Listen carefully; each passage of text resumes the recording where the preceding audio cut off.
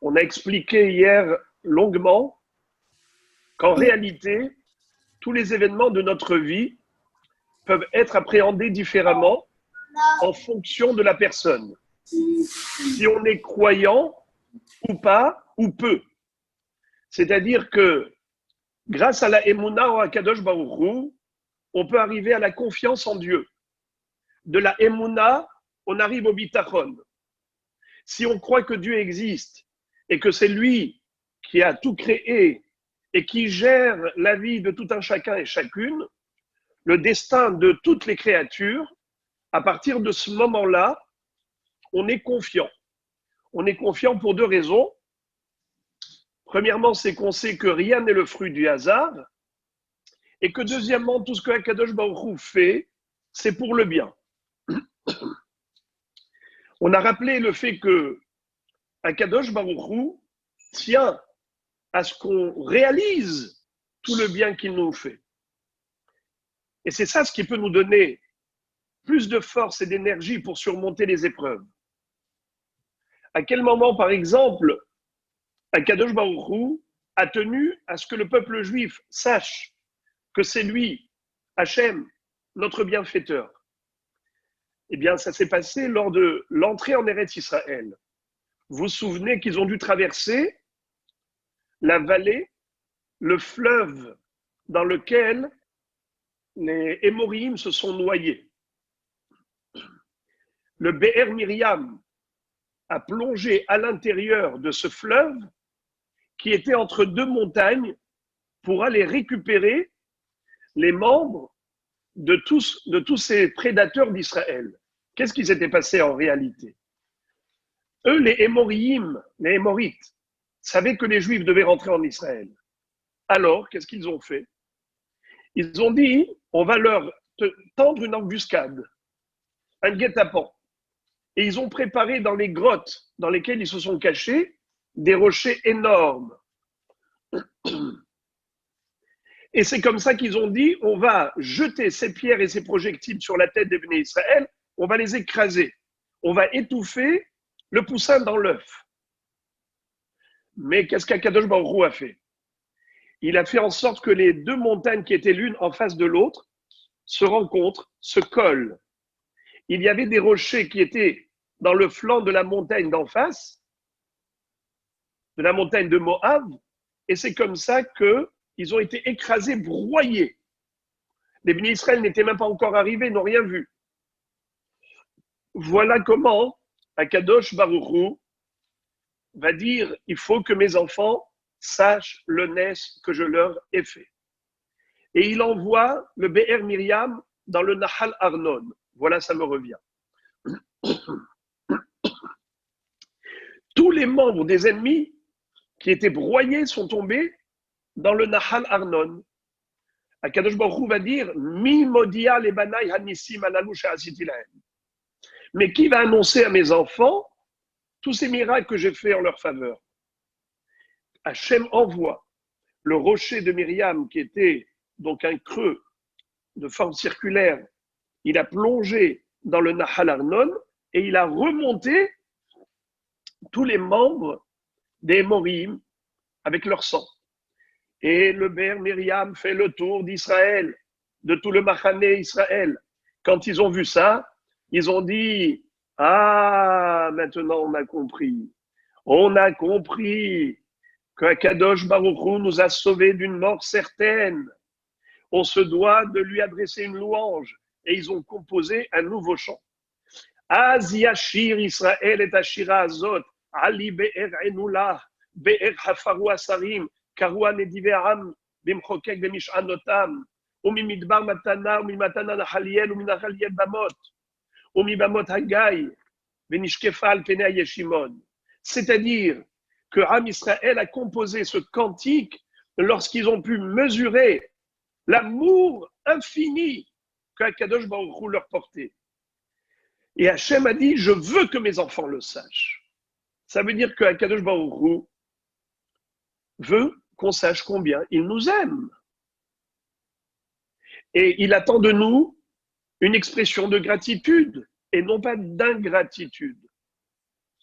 Et de cette manière, Lorsque l'homme est convaincu que Akadosh Baruch Hu l'aime, alors il sera capable d'analyser différemment sa vie. Quoi qu'il lui arrive, même ce qui peut paraître comme étant du mal, il comprendra que c'est du bien. Pour ça que Nachum Ish Gamzu disait toujours Gamzu letova. Rabbi Akiva disait Kolma de Avid Rachamana, l'étape ou des Avid. On a rappelé hier que Akadosh Baruch Hu avait fait un petit clin d'œil à Yosef Hatzadik, alors qu'il était durement éprouvé. Il a été jeté dans un puits de scorpions et de serpents, dépouillé de sa tunique, qui a été trempée dans le sang d'un bouc. Il a été vendu comme esclave plusieurs fois, à maintes reprises. Les Midianim, les Ishmaélim, les Mitzriim. Et Chachamim nous disent que pourquoi à ce moment-là, la Torah nous précise que les Ishmaélim vendaient du Nechot Sori Valot, des produits parfumés, parce que ce n'était pas leur habitude. Ils vendaient que du pétrole et du goudron.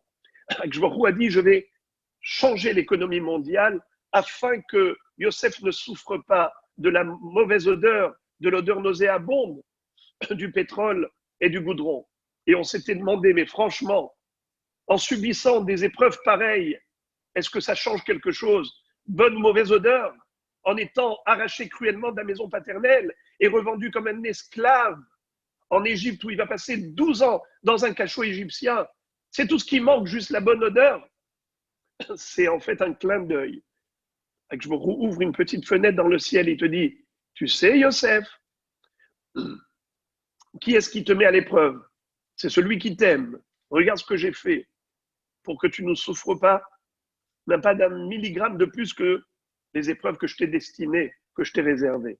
Eh bien là, Yosef Hatzadik dit, ah, Hachem est là. Gam qui est l'herbeget salmavet.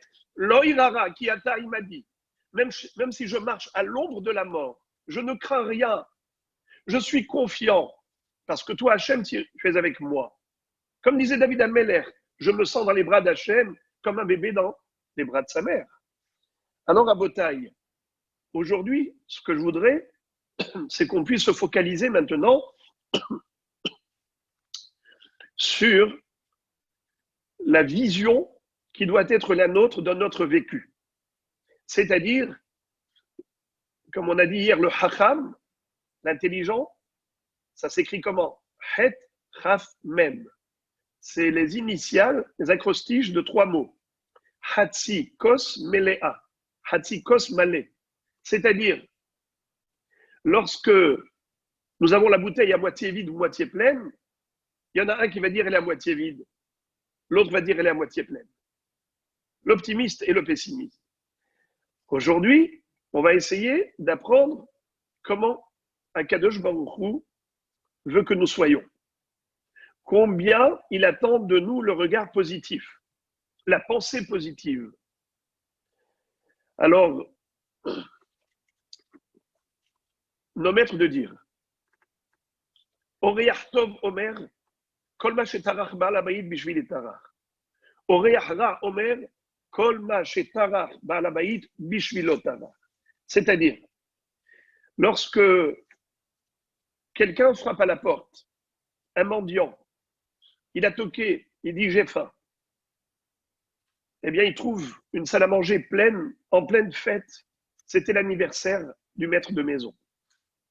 Alors, immédiatement, comme c'était à la fin du repas, on lui dit entrez, monsieur, et on lui sert à manger les hors d'œuvre, premier plat, deuxième plat, le dessert. Et ce monsieur, quand il a terminé de manger, il prend ses clics et ses claques et il s'en va sans dire au revoir, sans dire merci. Les gens l'interpellent. Qu'est-ce qui t'arrive? Où est la politesse? Qu'est-ce qu'il répond? Il dit en fait, je n'ai aucun remerciement adressé à qui que ce soit. Moi, je suis arrivé, j'ai trouvé une maison en fête. On n'a rien préparé pour moi, je vous le promets. On m'a donné de ce qui restait. C'est moi qui ai rendu service pour pas qu'ils jettent à la poubelle, au moins ils m'ont donné. Mais je n'ai pas de devoir de gratitude. Est-ce qu'on a préparé quelque chose spécialement pour moi? Pas du tout. Arrive après lui un autre invité. Lui aussi, il frappe à la porte. Et lui aussi demande à manger. Et on le sert. Quand il se lève de table, qu'est-ce qu'il fait? Il se met à pleurer à chaudes larmes. Il dit, cher monsieur, je ne trouve pas les mots pour vous remercier. Vous ne pouvez pas imaginer combien j'avais faim et combien vous m'avez restauré et combien je suis heureux. Mais surtout, je voudrais vous dire quelque chose. Merci pour toute la sérouda que vous avez préparée. Je sais que vous avez investi beaucoup d'argent. Il y a beaucoup de dérangements derrière à la cuisine. Merci pour tout ce que vous avez fait pour moi. Ils lui ont dit, mais on n'a rien fait spécialement pour toi. Tout était déjà prêt. Il leur a dit oui. Mais si on n'avait pas préparé pour les autres, moi, je n'aurais rien trouvé à manger. J'aurais trouvé porte close. Si j'ai pu avoir un morceau de poulet, un morceau de poisson, c'est parce que c'était l'anniversaire et pour lequel on a préparé autant à manger. Si on n'avait pas préparé pour tout le monde, même pour moi, il n'y en aurait pas eu. Alors je dis merci par rapport à la préparation pour tous. Le Gaon de Vilna nous dit que la Gemara, c'est pas pour rien qu'elle nous donne cette illustration. C'est pour décrire la réaction de deux individus. Il y a une catégorie de gens qui disent, sont toujours en train de se plaindre. On leur dit, mais regardez tout le bien, tout le bien-être, tous les bienfaits divins. Ils vous disent, oui, mais quoi? Hachem a créé le monde, d'accord, on contemple tout ça. Mais est-ce que tu crois que ça a été créé pour moi? C'était là avant moi, ça le restera même après moi. Pourquoi dois-je dire merci? Horaire Tov, l'invité positif. C'est qui nous disent nos maîtres? C'est les tzadikim. Tous les matins, ils remercient Hachem d'avoir créé le soleil. Le jour se lève. Yotzer or ou borech hosher. La nuit se couche, on peut aller dormir tranquille, dans un climat reposant. Il n'y a pas la lumière qui nous éblouit, qui nous empêcherait de dormir, le sommeil réparateur. Le matin, on a besoin de lumière, de chaleur, et on retrouve un monde merveilleux. Quel plaisir de contempler tout ce monde. On a la vue qu'Hachem nous a donnée. Et le soleil pour voir tout cela, pour nous remonter le moral, pour nous réchauffer les os, pour l'agriculture, la pluie, tout cela. Il y a des oiseaux, tu entends le piaillement des oiseaux, le sifflement de la nature, le son du chant de la nature. Tu ne vois rien, tu te focalises que sur tes soucis. Eh bien, ça, c'est ce qu'il faut corriger aujourd'hui. De devenir Oreach Tov, l'invité positif. C'est pour cela que Chachamim ont institué tous les matins Birkot HaShachar. Birkot HaShachar. Tu ouvres tes yeux. Tu peux étirer tes membres. Tu dis Matir Asurim. J'étais ligoté par les corps du sommeil. Voilà, maintenant, je peux me détendre. Tu te lèves. Tu arrives à redresser ta silhouette. Tu te tiens droit. Tu peux marcher normalement. Tu as une démarche stable. Tu as de quoi t'habiller. Malvish Arumim. Tu as des chaussures. Tu as retrouvé ta force. Anoten Layaev Koa. Et ainsi de suite. Pour tout, pour chaque détail. Rien n'est anodin. Même pour la respiration. Alcool Neshima ou Neshima. On doit remercier pour chaque bouffée d'oxygène. Parce que nous sommes Yehudim. Et pourquoi on s'appelle Yehudim? Pourtant, il y avait 12 tribus. Reuven, Shimon, Lévi, Yehuda, Issachar. Qui dit qu'on descend que de Yehuda? Il y a des Kohanim, il y a des Léviim. Il se peut qu'on vienne de d'autres tribus. Pourquoi on s'appelle tous Yehudi? Mordechai à Yehudi. Le premier mot d'un juif, c'est Modéani. Pourquoi elle a appelé Yehuda? Parce qu'elle a dit Haparam Odé et Hashem. Elle a appelé Yehuda en disant je remercie Akadosh Baruch Hu pour ce quatrième enfant. Elle ne s'est pas habituée.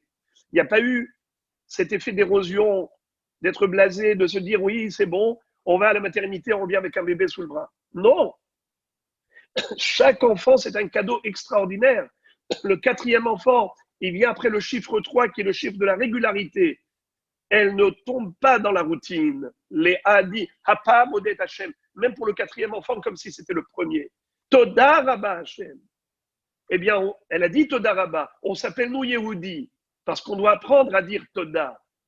Mizmor le Toda Hariul Hashem Kola Aretz. C'est comme ça qu'on commence notre journée.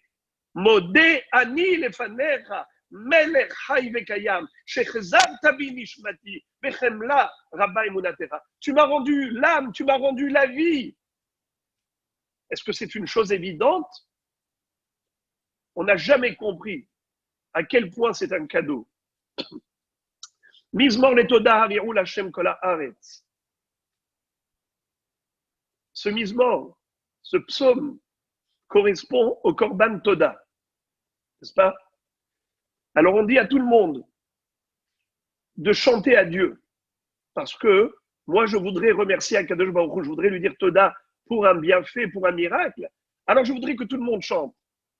Et oh, toi tu nous fais une Serouda Todaya, Ravod, mais pourquoi tu voudrais que nous chantons avec toi?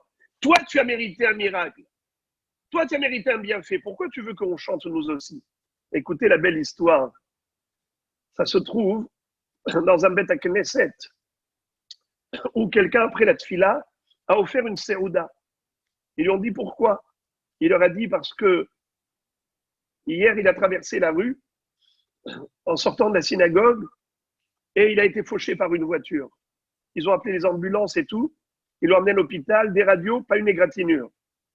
Il a dit, vous avez vu le NES? Voilà pourquoi j'ai fait une serouda toda. Le lendemain, après la tfila, il y a quelqu'un qui offre encore le petit déjeuner. Ils lui disent pourquoi? Il leur dit Serouda Toda. Quoi, toi aussi, tu as été fauché par une voiture? Il leur a dit non. Justement, ça fait 20 ans que je traverse cette même route, cette même chaussée. Pas une seule fois, une voiture ne m'a touché. Je ne dois pas remercier Akadosh Baruch Hu pour cela. Ça veut dire que les gens attendent des problèmes pour réaliser, mesurer les bienfaits divins. Pas besoin d'attendre. Il faut juste ouvrir les yeux. La bracha du Gomel. Pourquoi les Chachamim nous ont dit Arba'at Tzrichim Leodot? Il y a 4 personnes qui doivent dire merci. Le Gomel doit se faire en public. Quelqu'un qui était malade qui a guéri. Quelqu'un qui a traversé la mer ou le désert ou qui était en prison, qui a été libéré. Doivent faire le Gomel. Mais le Pasuk nous dit Diromemuhu Bikal Ham ou Moshav Zekenim Yalelu. Bikal Ham, ça veut dire en présence de 10 personnes. Au moins, ça veut dire qu'il y a une mitzvah de raconter ses expériences personnelles, sa vie qui a été parsemée de miracles. On doit ouvrir les yeux. Chacun doit écrire un journal de sa vie. Chaque jour, écrire combien de bienfaits Akadosh Baruch Hu lui a accordé. Être conscient. Ne pas être comme un bébé qui reçoit des cadeaux de ses parents. Un petit bébé, il n'est pas capable de dire merci. Pour lui, tout est normal, tout est évident. Vous savez que normalement, le Korban Toda, le Korban de remerciement qu'on apportait au Beth Amikdash, c'était ce qu'on appelle Shlamim, Shalmei Toda.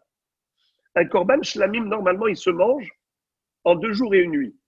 Le jour où on fait la Shrita, la nuit qui suit, et le lendemain. Mais le Korban Toda, bien que ce soit un Korban Shlamim, eh bien, il était mangé en 1 jour, Yom Balayla, juste le jour de la Shrita et la nuit qui suit. On ne pouvait pas laisser pour le lendemain. En plus, le Korban Toda était accompagné de 40 pains.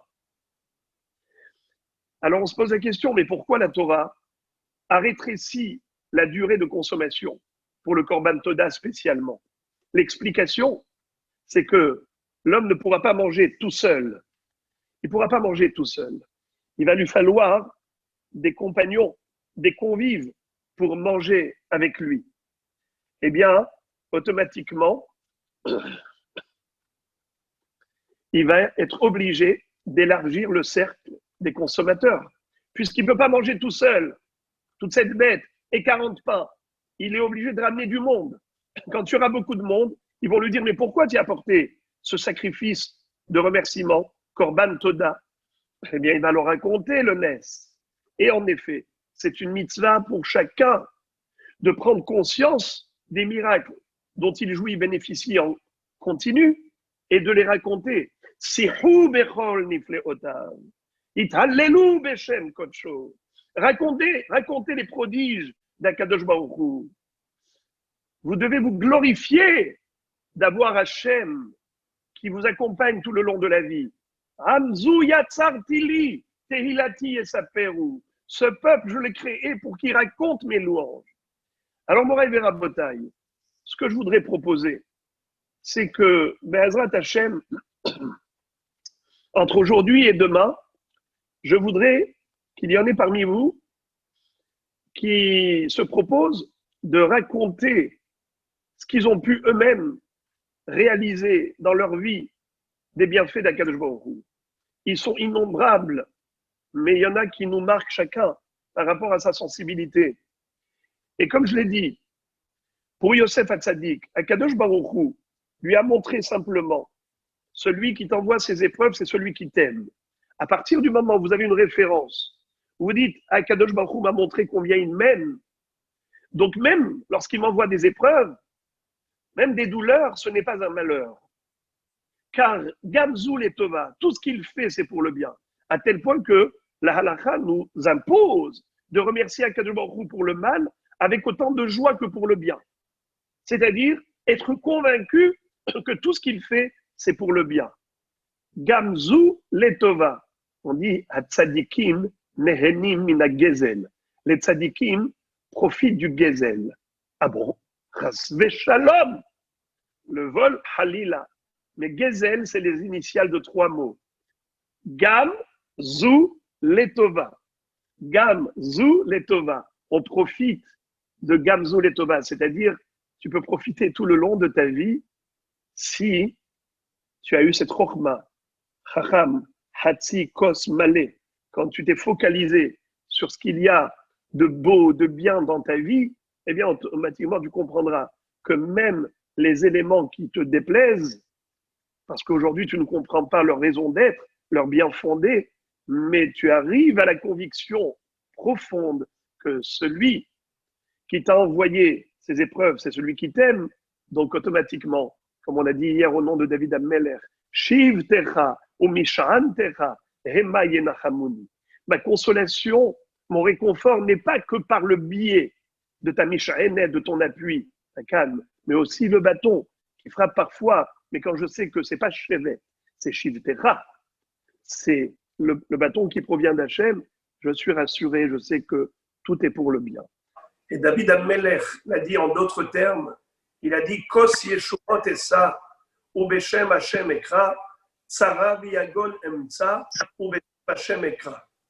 Lorsqu'il lui arrivait même des situations difficiles, d'épreuves, il disait Tzara Viagon Emtsa, même dans la tristesse, Beshem Hashem Ekra.